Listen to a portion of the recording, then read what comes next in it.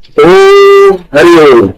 सर्वे भवन्तु सुखिनः, सर्वे सन्तु निरामयाः, सर्वे भद्राणि पश्यन्तु मा कश्चित् दुःखभाग् भवेत्। सभी सुखी रहे, सभी निरोगी रहे, सबका कल्याण हो, इस सदिच्छा के साथ एक बार फिर आपके साथ समय के साथ साथ कुछ चीजें अपडेट होना जरूरी है, कुछ जानकारी या कुछ चीजें तो वीडियो एक बार फिर आपके साथ।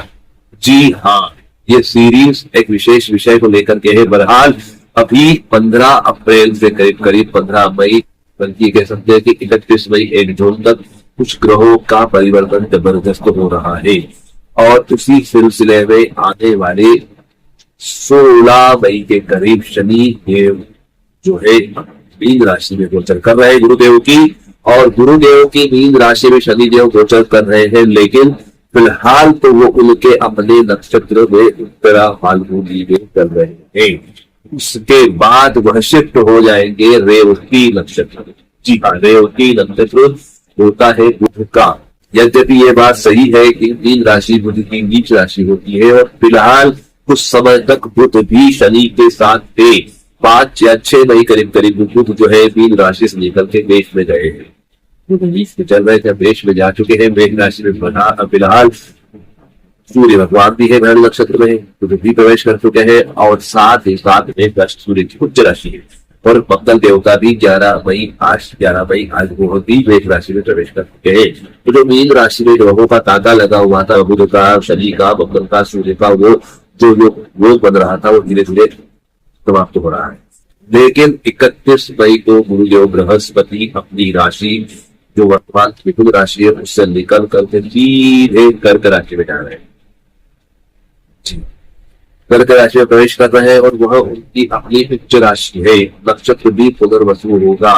बहरहाल मिथुन राशि में भी पुनर्वसु नक्षत्र होता है, लेकिन 3 चरण, चौथा चरण कर्क राशि में चले जाता है। तो कर्क राशि में जैसे ही प्रवेश करेंगे, राशि कर्क उच्च राशि और नक्षत्र उनका अपना पुनर्वसु नक्षत्र बहुत रहस्यमय नक्षत्र है, बहुत परिवर्तनकारी नक्षत्र है। जी हाँ, पुनर्वसु, फिर से वास कराना, रिकंस्ट्रक्शन करना, रीडेवलपमेंट करना, ये नक्षत्र की विशेषता पुनर्वसु की मिलती है।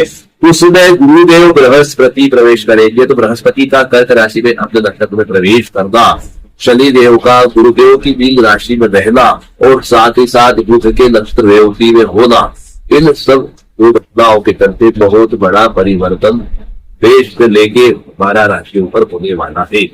इन 12 राशियों पर होने वाले परिवर्तन को लेकर के ये वीडियो बनाया जा रहा है।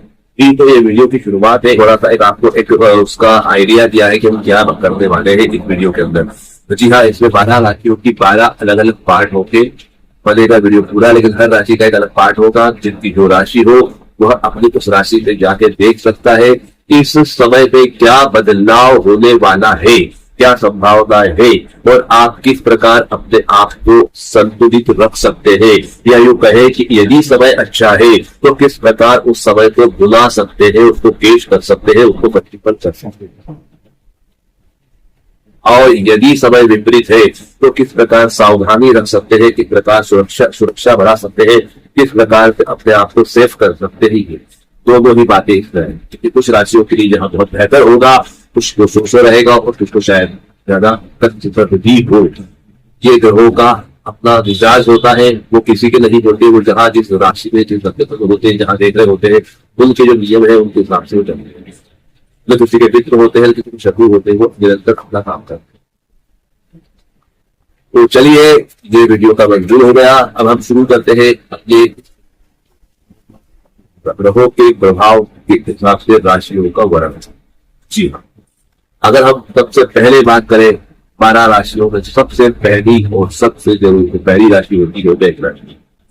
मेष राशि काल पुरुष कुंडली में भी होती है। काल पुरुष कुंडली में शनि का बड़ा महत्व है। क्यों है? क्योंकि शनि ही वह ग्रह है दशक का भी अधिपति है, एकादश का भी अधिपति है। मकर राशि में शनि की है, शुक्र राशि में शनि की है। शनि ही कर्म प्रधान है, शनि ही कर्म कराता है, शनि ही प्राप्ति भी कराता है काल पुरुष कुंडली में। और काल पुरुष कुंडली मतलब सभी लोगों की कुंडली आ जाती है, क्योंकि वो सभी के लिए होती है। इसका मतलब ये हुआ शनि देव कर्म करा करके फल देने वाले हैं, प्राप्ति कराने वाले हैं, लाभ देने वाले हैं। पहले सितोड़ना, उसके बाद फिर फैलाना, ये है मकर राशि और कुंभ राशि का अपना महत्व है। और वही मेष राशि के लिए क्या करेंगे वह देखते हैं, क्योंकि काल पुरुष कुंडली से गुरु की राशि बीज राशि 12वीं होती है, जो मोक्षदायी होती है, जो निवृत्ति की होती है, जो फ्री करने वाली होती है। 12वां भाव जहाँ खर्चे का होता है, जहाँ भोग का होता है, तैयार तुक का होता है, बाहरी क्षेत्रों का होता है, विदेशों का होता है, दादा दादी का होता है, और साथ साथ रिहाई का होता है, मुक्ति का होता है। जी हाँ, इसके कई अर्थों के साथ 12वां भाव होता है और मीन राशि 12वें भाव में काल पुरुष की होती है।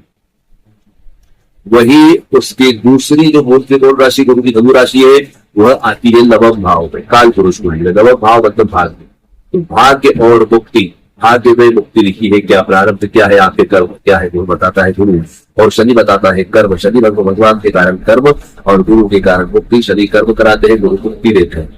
कहते हैं गुरु विल ज्ञान अधूरा, गुरु गोविंद बड़े काके लागू पाए, बलहरी गुरु आपके गोविंद जियो बताए। तो गुरु का महत्व, जी हाँ, बहुत ही महत्वपूर्ण ग्रह है। नौ ग्रहों के अंदर दोनों का अपना महत्व है, और यही दोनों ग्रहों की आपस की योग संयोग बन रहे हैं। गुरु अपनी उच्च राशि में और शनि गुरु की राशि में जहाँ बैठ रहे हैं, इससे क्या क्या होने वाला है।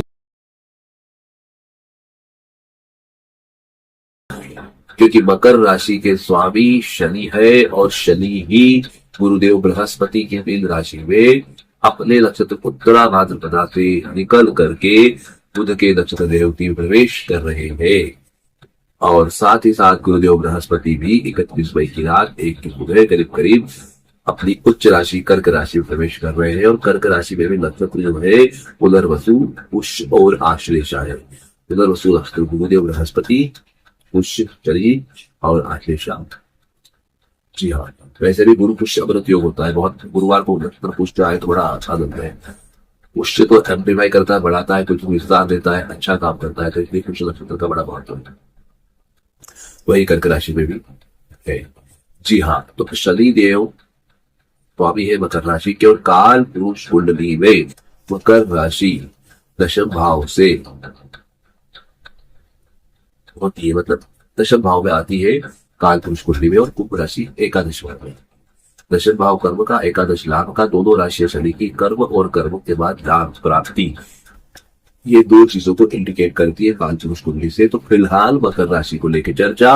मकर राशि के अंदर नक्षत्र उत्तराषाढ़ा, सूर्य भगवान के एक चरण, मूल पूर्वाषाढ़ा, उत्तराषाढ़ा। उत्तराषाढ़ा के 3 चरण आएंगे, दूसरा, तीसरा, चौथा, और श्रवण नक्षत्र 4 चरण। उत्तराषाढ़ा, श्रवण 4 दिन 7, और धनिष्ठा के 2 चरण मंगल के, मतलब 3 नक्षत्र आते हैं, सूर्य, चंद्र और मंगल। और इस प्रकार से मकर राशि बनती है। तो मकर राशि में नक्षत्र आ रहे हैं, मंगल की उच्च राशि भी होती है मकर राशि, शनिदेव की अपनी राशि है। ऐसी मकर राशि में क्या प्रभाव पड़ेगा? तो जी हाँ, मकर राशि से यदि हम मीन राशि को देखते हैं, मकर, कुंभ और मीन, तो मकर राशि से तीसरी राशि है मीन राशि, जहाँ पे शनिदेव गोचर में भ्रमण कर रहे हैं और अपने नक्षत्र से कर रहे हैं, उत्तरा फाल्गुनी से, और उसके बाद रेवती नक्षत्र में 16 मई को जा रहे हैं। अपनी ही राशि तीसरे होके जा रहे हैं, तो निश्चित तौर पर अच्छा है, पराक्रम है तीसरे शनि मकर कुंभ मीन को। और उसके बाद नक्षत्र बुध का रहेगा, तो बुध उनके मित्र है, वो भी काफी अच्छा रहेगा। बुध नक्षत्र का गोचर अच्छा परिणाम देगा मकर राशि वालों को लेकर के। और गुरुदेव बृहस्पति कर्क राशि में, यद्यपि मकर राशि गुरुदेव बृहस्पति की नीच राशि है, तो मकर राशि वालों को प्रायः गुरु की नीच राशि होने के कारण कभी कभी नेगेटिव एस्पेक्ट को फेस करना पड़ता है। यदि उनकी पत्रिका कुंडली में वर्ष चार्ट में गुरुदेव बृहस्पति की स्थिति अच्छी होती है तो काफी अच्छी बात है, लेकिन यदि कमोबेश वहां की स्थिति अच्छी नहीं हो, बराबर में नहीं हो, तो निश्चित तौर पे तकलीफों का सामना करना पड़ता है। लेकिन गोचर में गुरु उच्च राशि से गोचर कर रहे हैं। कर्क और मकर राशि आमने सामने होती है, मकर राशि के ठीक सामने कर्क राशि होती है। तो अब मकर राशि वालों को सप्तम भाव से गुरुदेव बृहस्पति गोचर कर रहे हैं 1 जून से। अभी तक छठे भाव से मिथुन राशि से गोचर कर रहे थे। छठे के गुरु कहीं न कहीं रोग बढ़ाने वाले, आकस्मिक शत्रुओं को बढ़ाने वाले, कर्जे बढ़ाने वाले थे, लेकिन किसी कारण में जो गुरुदेव बृहस्पति छठे भाव में बैठ करके ये सब काम कर रहे थे, वही उनकी दृष्टियां बहुत उत्तम थी, दशम भाव पे दृष्टि थी, व्यय भाव पे दृष्टि थी और आय भाव पे। कर्जे बढ़ाए, शत्रु बढ़ाए, लेकिन काम निर्बाध चलता रहा। काम दशम से, राज्य से, सरकार से, वरिष्ठ लोगों से शाबाशी मिलती रही, काम आगे बढ़ता रहा, आपके काम की सराहना होती रही, आपको राज्य से लाभ होता रहा, आपके खर्चों में थोड़ी सी कमी आई, या खर्चे जो कह लो कि अनावश्यक खर्चे नहीं हुए, जहां होना है वही हुए, कुछ असंतोषजनक खर्चे नहीं हुए, और बैंक बैलेंस बढ़ाया छठे भाव के गुरुदेव बृहस्पति ने। लेकिन अब छठे भाव से निकल के सप्तम में आने से सातवां भाव आपके दाम्पत्य जीवन का, जीवन साथी का और साझेदारों का है, बिजनेस पार्टनर, लाइफ पार्टनर और पद और पुरस्कार के साथ साथ यात्रा है। तो इन सब चीजों में, व्यवसाय में, पद में, पुरस्कारों में गुरुदेव बृहस्पति आके बैठे, निश्चित रूप से यहाँ कुछ अच्छा होने वाला है। तब जहां बैठते हैं वहां कहीं ना कहीं थोड़ी सी कमतरता होती है, क्योंकि चिराग तले अंधेरा। जी हाँ, गुरुदेव बृहस्पति का ये नियम है। तो कहीं ना कहीं पद पुरस्कार में, व्यवसाय में, या जीवन साथी में, साझेदार में, या दाम्पत्य जीवन में थोड़ा सा असंतोष देखने को अब आपको मिलेगा। कहीं कोई चीज को लेकर के अंडरस्टैंडिंग जो है बिगड़ सकती है, तो थोड़ा सा सावधान रहे, थोड़ा सा संयम से काम ले। परंतु यहाँ से बैठ के गुरुदेव बृहस्पति लाभ को देख रहे हैं, और निश्चित तौर पे आपको लाभ दिलाने वाले, आपके कुछ प्राप्ति कराने वाले, जिसके लिए आप अब तक एफर्ट करे थे वो प्राप्त होने वाला है। और साथ साथ लग्न को देख रहे हैं, तो कहीं ना कहीं आपके व्यक्तित्व में कुछ निखार, आपके चेहरे पे तेज, आपका जो होना है वो स्ट्रॉन्ग करने वाले हैं। यद्यपि उनकी नीच राशि है, मकर राशि, फिर भी दृष्टि अब होती है तो वो आपका ओरा स्ट्रॉन्ग करेंगे। कहीं ना कहीं आपकी पर्सनालिटी, कहीं ना कहीं आपका व्यक्तित्व लोगों के लिए अनुकरणीय होगा। आपके काम, आपकी कार्यशैली, आपके विचार लोगों को अंतःकरण तक प्रभावित करेंगे। और साथ ही साथ वह देख रहे हैं पराक्रम को, तो आपके पराक्रम, आपके काम बहुत अच्छे होंगे। आपके सहोदर, आपके भाई बहन, आपके पड़ोसी, अड़ोसी, आपके कलीग्स, आपके मित्र, आपके सहकर्मी, सभी लोग आपको सहायता करेंगे या उन पे आपका विशेष प्रभाव रहेगा। और कुल मिलाकर के अच्छा नेतृत्व करने वाले आप रहेंगे। और यदि कोई लीडरशिप वाला काम आप करते हैं, राजनीति के अंदर है, टीम लीडर है, या कोई काम करते हैं, या फिर संगठन चलाते हैं, निश्चित तौर पे आपका ये साल, ये गुरुदेव की जो कर्क राशि का गोचर है, आपको कहीं ना कहीं कुछ बड़ा देने वाला है, बहुत अच्छा होने वाला है गुरुदेव बृहस्पति की कृपा से।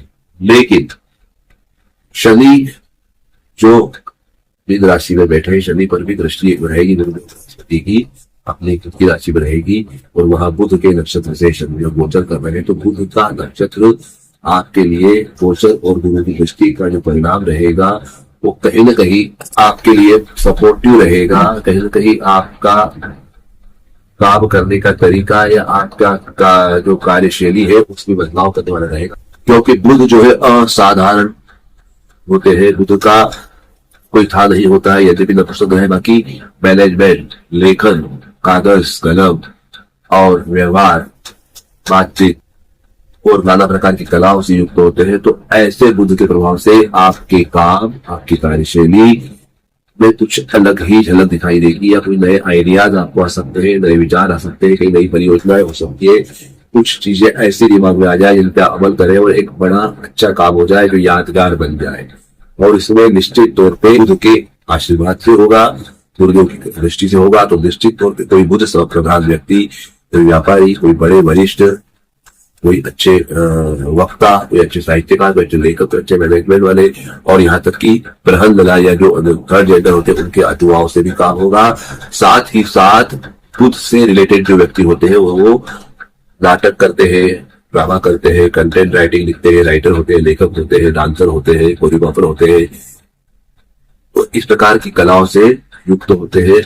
ऐसे किसी लोग के सहयोग से, उनके दिए हुए आइडिया से, उनसे बातों के साथ आइडिया मिल जाए और उस पर अमल करके कुछ काम कर ले, ऐसा हो सकता है। साथ ही साथ आपकी टीम में, आपके कलीग में, आपके अंडर में कोई जो टीनेजर्स है, जो किशोर अवस्था के हैं, या आपकी उम्र से 15-20 साल 25 साल छोटे हैं, ऐसे लोगों से भी आपको सहयोग मिल सकता है, या उनके आइडियाज या उनकी परिकल्पना भी आपको जच सकती है और आप बड़ा कुछ अच्छा कर सकते हैं। तो ये मकर राशि वालों के लिए होने वाला है, बहुत बढ़िया रहेगा, कोई दिक्कत नहीं है। तीसरे भाव से जा रहे हैं मकर राशि वालों के साथ गुरुदेव बृहस्पति सप्तम से जा रहे हैं।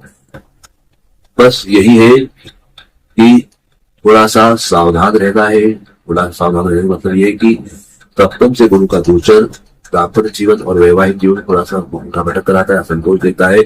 और ऐसे में शनि का गुरु से जाना कहीं ना कहीं या तो कोई पुरानी कोई चीज है, कोई पुराने जो काम है, पुराना कोई मसला है जो खड़ा हो सकता है, या पुरानी कोई बात है जो खड़ी हो सकती है, उसके कारण तकलीफ हो या विवाद या व्यर्थ का तनाव देने वाली बात हो।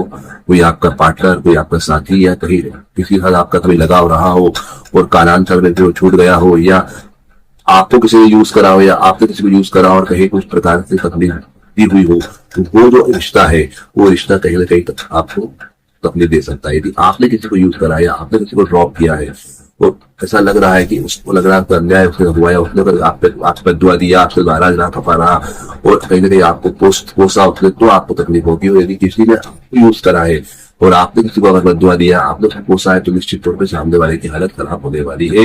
ये निश्चित तौर पर इस दौरान करना ही होगा, इसकी संभावनाएं बहुत प्रबल है।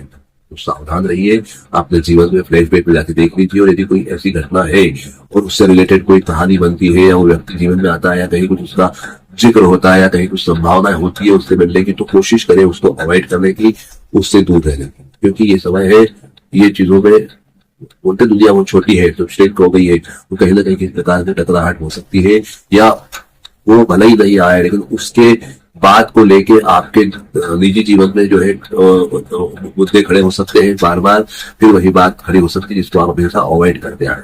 तो इससे थोड़ा सा सावधान आपको रहना है। बाकी बहुत अच्छी समय है,